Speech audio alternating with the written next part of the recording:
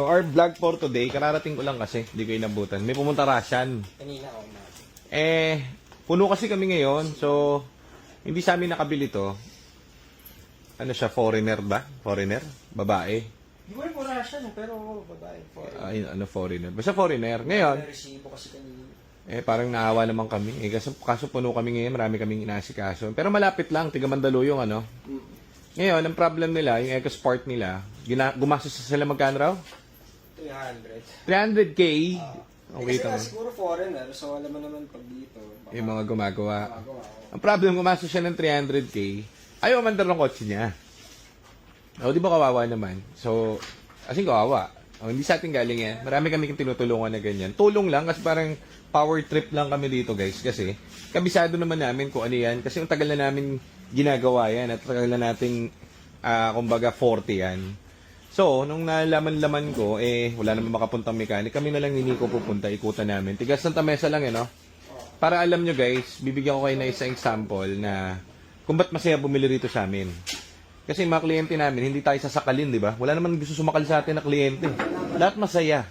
So, lahat sila masaya. After 2 years, 3 years, bumabiyahe ang mga yan. Wala yung nagiging problem sa kung ano-ano. Kung magkaroon na sila ng problem, one-stop fix all dito yan sa atin. Ngayon, kapag under warranty pa, wala rin babayaran yung mga yan. So, very good. Ganun ang pagbebenta ng second hand. Second hand yan, pero lahat na nakakabit dyan sa mga EcoSports namin, Fiesta, Focus, Ranger, lahat yan, solido yan. So, wala lang, tutulungan lang namin. So, dadiagnose namin ni Nico doon. Titignan lang namin kung ba tayo umandar. Kasi sinisingil na naman daw sila nung gumagawa ng another 40. 40 plus Ba't ano yun? Anong klase yun? Imagine mo guys, 344K. Marami kaming ganon. Minsan dito, bumiling EcoSport, gumastos na ng ano eh.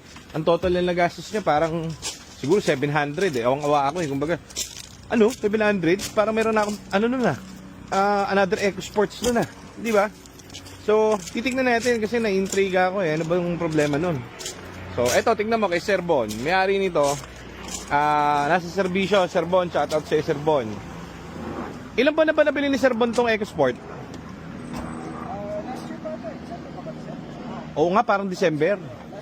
December.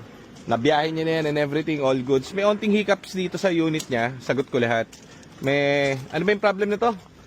Pumalya yung yung TCM, Yung reverse niya, Yung reverse. So, pinalitan natin TCM. Nababayaran ba siya? wala. Parang last year pa yun, ganun yung mga unit namin dito. Pero, yung mismong trani niyan, tama ba? And yung engine, walang problem. Yung laman loob, wala. Kasi lahat yan bago, guys. Nagkautang lang tayo dito sa ABS. Yung ABS pala. So, kinapit na natin ABS,